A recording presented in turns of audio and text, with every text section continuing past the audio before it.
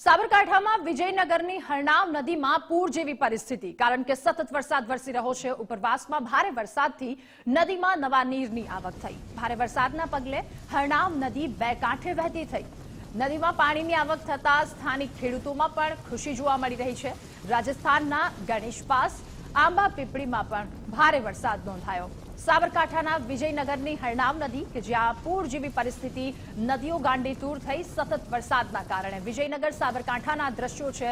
નદીઓ બે કાંઠે વહેતી થઈ છે, નવા નીરની આવક થઈ, ભારે વરસાદ વરસી રહ્યો છે તેથી હરનાવ નદી બે કાંઠે વહેતી થઈ। સ્થાનિક ખેડૂતોમાં ખુશી જોવા મળી અને આ તરફ રાજસ્થાનના ગણેશપાસ આંબા પીડીમાં પણ ભારે વરસાદ નોંધાયો છે।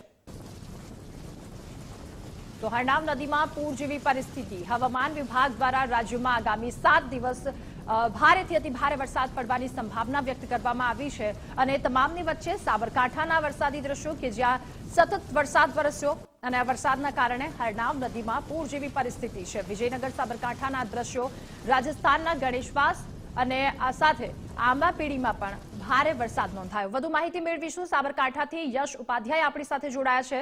યશ, સાબરકાંઠામાં વરસાદની પરિસ્થિતિને લઈને શું અપડેટ? જે ચોક્કસથી જો વાત કરવામાં આવે તો સાબરકાંઠા જિલ્લામાં વરસાદ છે તે વરસાદ હાલ તો નૈવેદ્ય પ્રમાણે જોવા મળી રહ્યો છે, પણ જો વાત કરવામાં આવે તો જે સાબરકાંઠાથી નજીક જે રાજસ્થાન આવ્યું છે ઉપરવાસમાં જે વરસાદ છે તે વરસાદ વરસી ગયો છે। રાજસ્થાનના જે ગણેશવાસ છે, આંબાપીડી છે, સરમના વાળા છે, તમામ જે ગામડાના વિસ્તારો છે તે આંતરિક વિસ્તારમાં વરસાદ છે તે અનરાધાર વરસાદ વરસી રહ્યો છે અને લઈને હરનાવ નદી બે કાંઠે વહેતી થઈ છે।